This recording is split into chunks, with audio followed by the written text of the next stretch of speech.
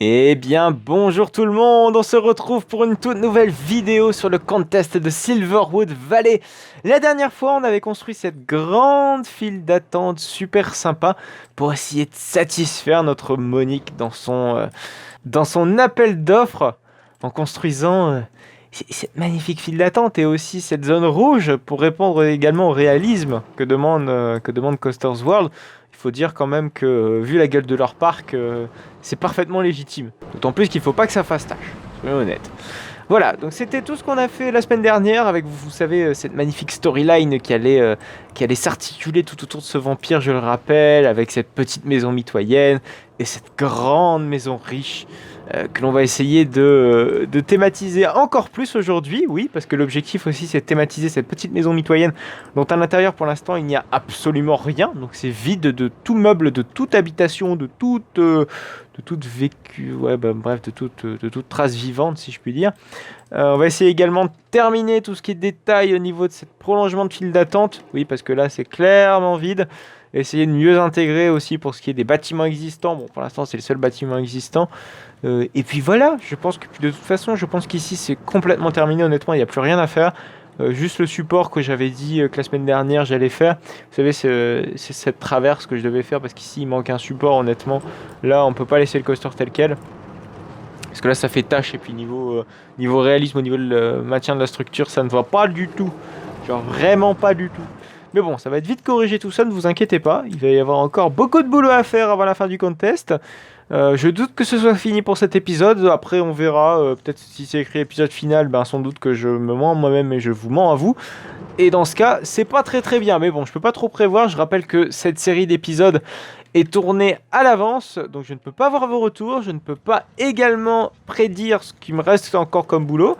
Je sais à peu près ce qu'il me reste à faire. Mais bon, voilà, il y a toujours des petits imprévus. Et il y a des moments, des choses prennent plus de temps que d'autres. Et donc voilà, il y a des moments, ça s'équilibre. Ça a du mal à suivre. Et je peux pas trop prévoir ce que je vais faire à l'avenir. Et puis il y a même des idées qui me viennent comme ça en construisant, et ma foi, par exemple le vampire, honnêtement à la base c'était vraiment pas prévu, et je trouve que le rendu est clairement sympa, et que je pense qu'on peut faire vraiment des trucs sympas avec. Ça va être vraiment le nœud central de toute cette attraction. Bref, on va se retrouver dans quelques instants pour débriefer un petit peu sur les petites nouveautés que j'aurais apportées à ce beau projet de Big Dipper McRide. Oh là là, mais c'est qu'on en voit la fin, de ce projet, parce que mine de rien, ça commence à prendre un temps fou à faire ce putain de projet. Oui, Planet Coaster n'a jamais été un jeu, comment dire, assez rapide à conclure, en tout cas à conclure les projets qu'on fait sur ce putain de jeu. Mais là, on en voit un peu le bout du tunnel et ça fait clairement plaisir. Alors j'ai beaucoup avancé comparé à la séquence précédente, hein, clairement, vraiment beaucoup.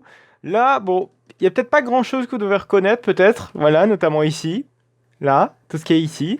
J'ai retexturé un petit peu l'entièreté du prolongement de la file d'attente, donc la rallonge de file d'attente, qui est désormais un petit peu plus, un petit peu plus horrifique, un petit peu plus écrasante, une ambiance beaucoup plus écrasante même.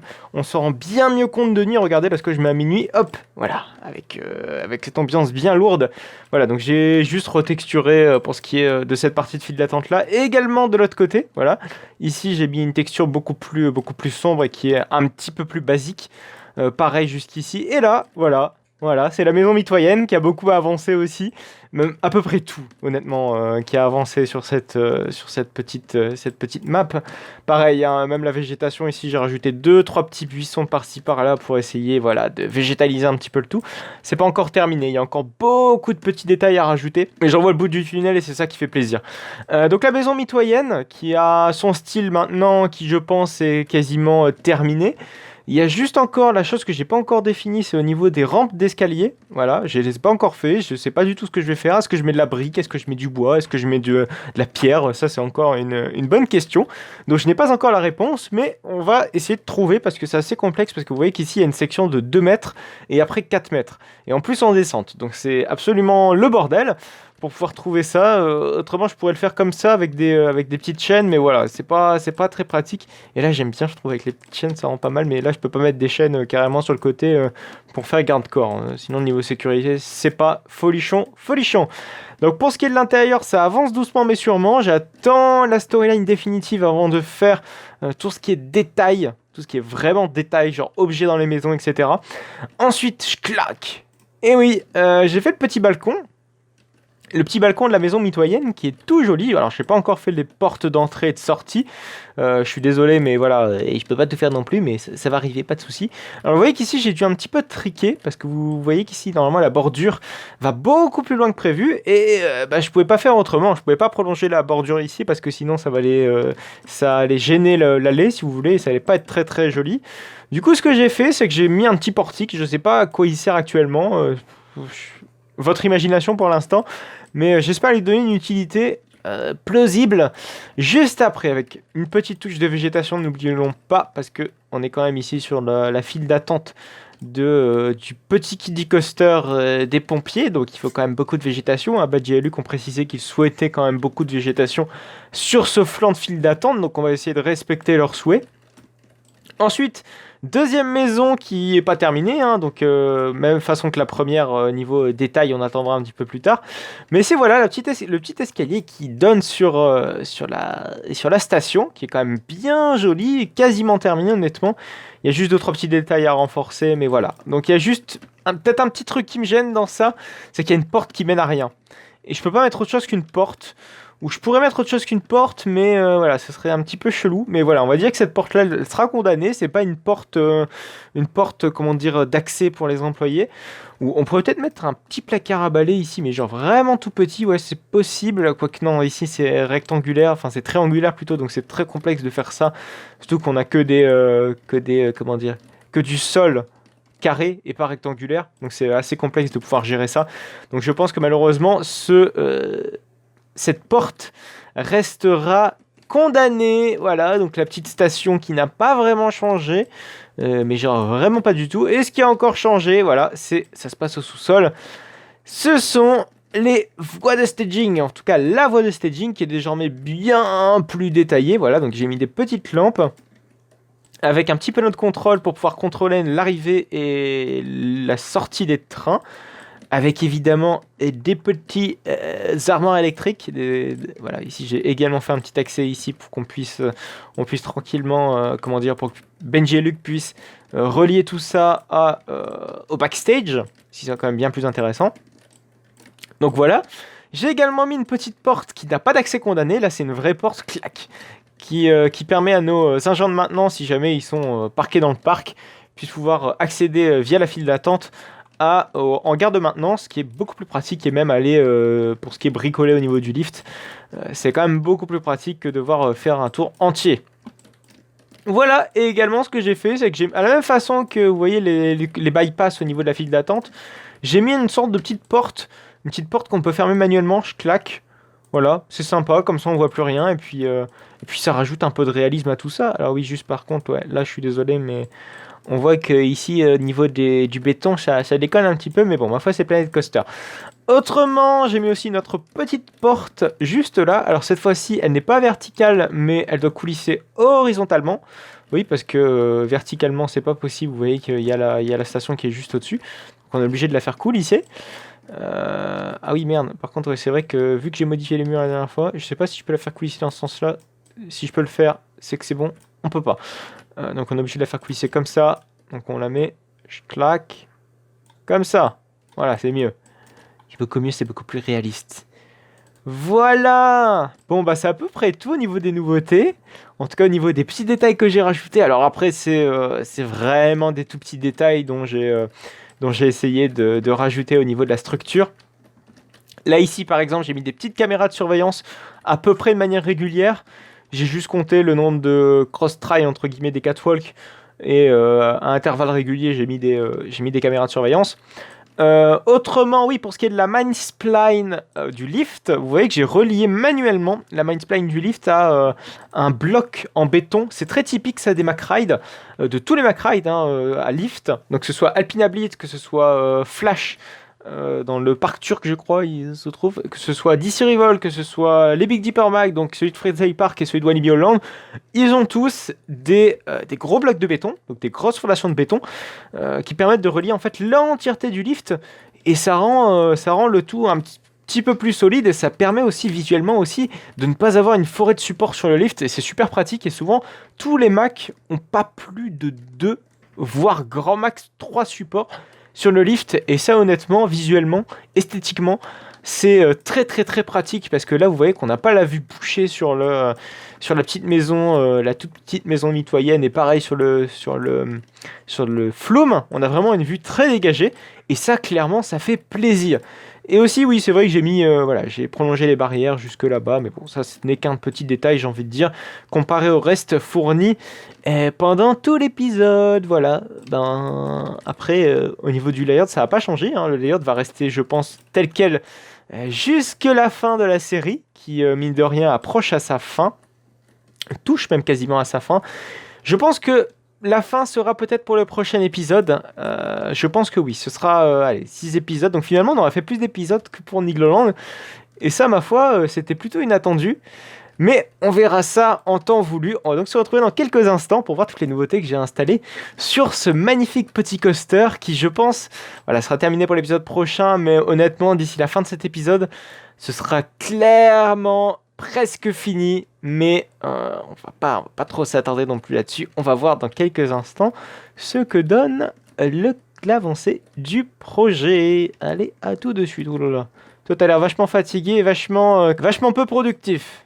Bon, allez, à tout de suite. Alors, qu'ai-je donc fait depuis la dernière fois, en tout cas depuis tout à l'heure, depuis cette dernière séquence? Pas énormément de choses en réalité, hein, même si vous pouvez voir 2-3 petits détails par-ci par-là. C'est pas forcément des gros détails flagrants, mais c'est surtout des détails qui vont faire la différence, qui vont essayer de rendre ce coaster encore plus, détaillé, hein. Tout est dans le mot, hein, littéralement. Voilà, donc ce que vous allez voir, c'est beaucoup de détails, très peu de gros bâtiments mastoc. Parce que c'est clairement pas le but. Là on arrive dans la période de finition, c'est vraiment on apporte des détails au coaster, on apporte des détails alors je pense au coaster en lui-même, tout ce qui est technique, je pense on est arrivé quand même à un beau sommet. Je pense que c'est largement suffisant, mais je pense surtout au niveau thématique, où là on a encore de quoi faire, enfin j'ai eu de quoi faire en tout cas. Là le coaster touche honnêtement à sa fin. La semaine prochaine je pense qu'on attaquera tout ce qui est thématique, tout ce qui est storyline, donc tout ce qui tournera autour de la storyline, je vous raconterai ça la semaine prochaine. Je vous avoue que j'ai pas encore bien bossé là-dessus, donc ça va être un petit peu compliqué de rendre ça de manière assez régulière, parce que je suis censé rendre la création dans quelques jours, dans 4 jours très exactement, 5 même, ouais 5 jours.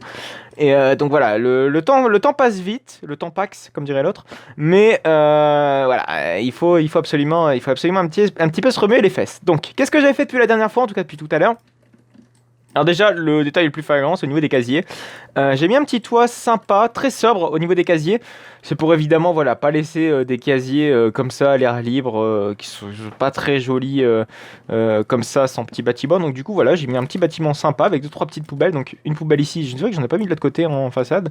Ce que j'ai fait comme, je crois que c'est Richard Crête qui avait fait ça dans son LP sur Nigloland.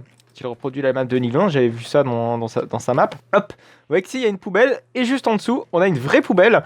Voilà, donc j'ai repris ça de lui, et franchement c'est une très belle astuce. Après je sais pas si Coaster's World le faisait, ça c'est une bonne question, mais bref, j'ai repris ce petit principe là, et j'ai trouvé ça super sympa. Je l'avais déjà repris je crois dans les SLC que j'avais fait sur Nigloland, mais voilà, je tenais quand même à le repréciser. Rendons à César ce qui est à César. Également pour ce qui est sorti, j'ai mis un petit muret, parce que vous vous souvenez qu'ici ça dépassait au niveau d'ici. Bon, malheureusement c'est une technique très provisoire, et très on sent que niveau intégration ça peut être clairement mieux, mais bon après j'ai pas trouvé d'autre solution que de faire ça et de rester dans la sobriété, parce qu'honnêtement on peut pas faire autrement. En tout cas j'ai du mal à voir comment je pourrais faire autrement, surtout. C'est pas qu'on peut pas, mais j'ai du mal à voir comment. Voilà. Tout ce qui est aussi prolongement de file d'attente, oui c'est vrai qu'il y a encore 2-3 petits détails ici où je devrais mettre quand même ici des petites barrières. Donc désormais toute la file d'attente a des barrières, hein, jusqu'ici, voilà. Mais ouais, c'est au milieu que j'ai pas encore tout terminé correctement. Également tout ce qui est bordure, et là c'est le gros changement en tout cas visuel. Tout ce qui est la façade de cette maison mitoyenne a été quasiment terminée. Elle est même terminée. Il y a juste une petite chose, voilà. Malheureusement, je peux pas faire autrement. Je suis obligé de mettre une barrière comme ça. Donc bon, ma foi, après, ça donne un style. Un style qui n'est certes peu réaliste, mais ça choque pas en fait. Ça choque pas, ça donne justement un aspect très abandonné et très non entretenu en fait. Et finalement, ça choque pas tant que ça quand on regarde un peu vite fait comme ça. Mais c'est vrai que quand on s'y approche, on se dit pourquoi? Wait, what? Voilà, ouais, pourquoi? Mais bon, voilà. Bon, c'est sympa, ça rajoute un peu de détails. J'ai mis des petites bordures, des sortes de petites plantes tout en bas du bâtiment. J'ai fait ça quasiment tout autour, oui, parce que genre oui, évidemment la petite sauvegarde, ça s'arrête ici. Parce qu'ici, on a la zone backstage qui a été terminée. Vous allez voir ça en quelques instants. J'ai mis aussi des petits cordons ici, des petits cordons, des petits filets, voilà, c'est super sympa. J'ai bien amélioré pour ce qui est des intérieurs. J'ai mis 2-3 petits détails. Alors ici, vous voyez que ça fait très archéologue, mais vous allez justement le voir ça dans la storyline. J'ai mis aussi un petit peu d'éclairage ici sur la façade de la maison. La file d'attente classique, la file fast lane, ou en tout cas, enfin la file single rider, est terminée aussi. Hein. Bon, là, vous avez vu que la porte est fermée, mais on a évidemment la possibilité de l'ouvrir de manière tout à fait classique en faisant ça. Voilà, tout simplement. Donc on a la possibilité de l'ouvrir. Et donc la file d'attente normale, c'est pareil, on a la possibilité de la fermer. Donc une file d'attente très modulable, c'était mon souhait, c'était un de mes souhaits premiers pour coller au réalisme d'un parc d'attractions classique. Et là, clairement, c'est sympa quoi. C'est super sympa. Il y a juste, voilà, il y a juste un endroit où j'aime pas. J'aime pas, je suis pas fier. C'est cette partie-ci. J'ai essayé d'améliorer ça en détail, j'ai essayé de donner beaucoup de verdure. Mais vous me connaissez, moi et la verdure, ça fait zéro. Ça fait clairement zéro. Je pense que je préciserai dans le descriptif si j'en fais un. Ce sera en tout cas végétation modulaire, que la végétation n'est pas définitive dans ma création et qu'elle peut être renouvelée. Parce que là, je sais pas quoi faire sur cette façade, c'est fou. Je sais vraiment pas quoi faire. En fait, c'est pas, je sais pas quoi faire, je sais que je veux mettre de la verdure assez dense, mais vous connaissez moi et la végétation, ce n'est absolument pas ma tasse de thé. Genre vraiment pas. Et genre de truc vraiment, je suis pas botaniste, je suis pas arboriste. Et je suis vraiment pas assez calé là-dessus pour essayer de faire des environnements sympas en végétation. Et je pense que ça se voit clairement. Voilà. Bon, cette façade-ci, très peu de fenêtres. Hein, j'ai surtout voulu donner un petit peu un côté de nature reprend ses droits avec le Firefighter, je crois, qui est ici, qui est le Kiddie Coaster dont à chaque fois je cherche le nom et je crois que j'ai retrouvé, mais j'en ai pas la certitude. Voilà, donc pour ce qui est de cette zone pré-show, qui est finalement très peu pré-shotée, on va se le cacher. C'est terminé, hein. Regardez, le toit est terminé. Bon, il y a juste ici où il faut pas regarder, mais de toute façon personne ne va le voir vu que le train passe comme ceci. Pour ce qui est de la zone backstage, vous voyez que voilà, elle est complètement terminée. Donc tout ce qui est toit a été complètement terminé. J'ai mis des petits détails par-ci par-là. Ça rend quand même beaucoup plus joli. C'est très sympa. Voilà, avec la petite porte qui mène sur l'extérieur. Voilà, j'en suis vraiment très fier de toute cette avancée de ce coaster. Alors évidemment, le layout n'a pas avancé. Enfin, il n'y a rien de nouveau. Tout est old school. Enfin, tout est comme la dernière fois. Vraiment comme la dernière fois. Et puis bon, après, voilà, il n'y a plus grand chose honnêtement à faire. Je pense que cette série touche clairement à sa fin. La semaine prochaine, on va surtout parler de la storyline, beaucoup parler de la storyline. On va également faire un bilan. On va également faire le bilan de tout ce qui s'était passé pour ce qui est du contest, voir un petit peu les concurrents, ce qu'ils ont fait au niveau de l'appel d'offres. Voir également à quelle place je tombe, voir ce qui n'a pas été dans ce coaster, ce qui aurait pu être modifié, ce qui aurait pu voilà, un petit peu remettre en question ma création. C'est toujours important de se remettre en question pour pouvoir avancer et pour pouvoir faire de plus belles créations encore. Il faut dire qu'il y a quand même de très beaux concurrents et j'ai eu quelques petites fuites. On est mal barré, honnêtement on est vraiment mal barré. Mais voilà, après j'ai le mérite d'avoir présenté une création. J'ai le mérite d'avoir présenté une création dont je suis fier. Et on verra ce que ça va donner. Bon, je pense qu'on va s'arrêter là pour cette vidéo. J'espère en tout cas que ça va vous plaire, hein, ce petit coaster. En tout cas, moi pour l'instant, Ça prend beaucoup de temps quand même à faire ce coaster, mais c'est tellement un plaisir de voir le coaster tourner comme ça. Une création 100% originale de ma part, parce que c'est rare que je fasse des créations 100% originales, avec un layout original, avec une théma originale, dans un parc qui n'est pas connu. Vraiment, en tout cas, je suis très très fier de pouvoir pondre ce coaster, et je crois qu'ici, il y a un truc qui n'est pas normal. Voilà, ici, là. Oh là là, heureusement que je l'ai vu. Autrement, j'aurais laissé ça comme ça, et c'est très mauvais. Voilà, c'est les cross-strikes qui n'étaient pas noirs, enfin qui étaient noirs justement et qu'il fallait pas les laisser en noir. Bah oui, autrement c'est pas de la bonne couleur et ça va pas plaire au jury. Bon, après honnêtement, ça fait quand même plusieurs épisodes que c'est comme ça, j'ai même pas fait gaffe, donc peut-être que le jury n'aurait même pas fait gaffe. Mais enfin bref, on va donc se retrouver la semaine prochaine hein, pour un dernier épisode, pour le tout dernier épisode, le 6e et dernier épisode de cette courte série sur ce magnifique petit coaster et sur ce magnifique parc qui est Silverwood Valley. Si vous avez aimé cette vidéo, n'hésitez pas à la liker, n'hésitez pas à la commenter, n'hésitez pas à vous abonner pour ne plus manquer aucune autre de mes vidéos. Vous pouvez également aller voir mon compte Instagram, mon compte Utip et mon compte Twitter. Tous les liens de mes réseaux sociaux se trouvent en description. Et l'avantage, c'est qu'avec Utip, vous ne pouvez plus faire de dons de manière en regardant les petites publicités. Malheureusement, c'est comme ça. L'avantage, c'est très ironique. Mais vous pouvez toujours me soutenir en faisant des dons de manière très classique, comme vous pouvez le faire par exemple sur Tipeee. Oui, je trouve ça complètement inutile d'ouvrir un Tipeee alors que j'ai déjà un Utip. Donc voilà, si vous voulez faire un don, faites-le sur Utip. Voilà. Donc n'hésitez pas à liker, n'hésitez pas à commenter, n'hésitez pas à vous abonner pour ne plus manquer aucune autre de mes vidéos. On se retrouve la semaine prochaine pour une toute nouvelle vidéo de Silverwood Valley sur l'appel d'offres de Monique. Allez, à plus tard.